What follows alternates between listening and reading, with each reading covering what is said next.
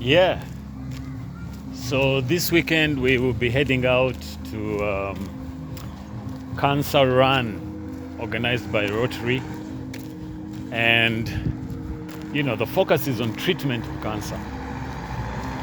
But today I would like to speak about prevention of cancer, because there is such a thing as an anti-cancer lifestyle. There's also such a thing as a cancer lifestyle. So let me give you a scenario. A scenario where a man or a woman in Kampala eats 3 meals a day, drinks alcohol, junk food like pork and KFC and whatever. They have fats around their waist. They look normal by Ugandan standards. You look at them and they are normal men and women, but by scientific standards, they are overweight, and that comes with a whole load of issues. That same person, being overweight from the food ingestion, is also stressed by the very nature of our modern society. We suffer from socio-economic stress, social comparisons. You're comparing yourself with other people. You never feel enough. You always feel like you're poor. And that causes a lot of stress. So you have a lot of psychological stress. Then, of course, if you look at things like our education sector, very expensive. Education is so expensive, and yet yields very, very few or little outcomes. But anyway, school fees is a big problem for most parents. That adds to the stress of life that we have.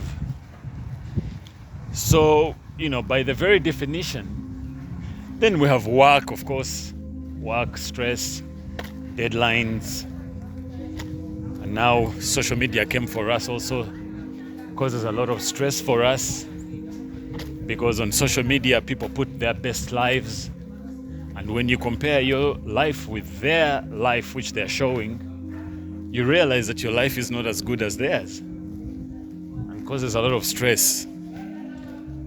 And of course, social media also causes lack of sleep.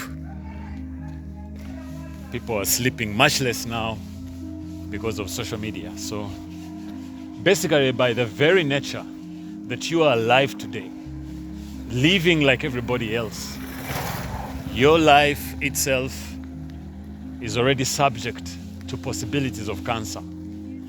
That is why people don't know what to do. First of all, there's a lack of knowledge. And so people just put their lives in the hands of God. So God is the one who will decide whether I get cancer or not. Not knowing that you are in this world as a co-creator with God. Together with God, you are creating your life. Your input, whether you know it or not, determines your life and the quality of your life. Yeah. So you can actually live a cancerous life, and as we can see, the modern life right now is cancerous. Even these phones that we're using themselves, the radiation, we don't know. It's cancerous. So there is a need for awareness, for waking up. You need to wake up from your sleep and start to co-create a life that is anti-cancer. Play your role. Life is unpredictable. Even fit people collapse and die. Yeah, but there is something that they call the mainstream, the majority. Yeah. Fit people rarely fall and collapse. But sometimes they do. But that does not mean that you don't exercise and be fit, because fit people collapse.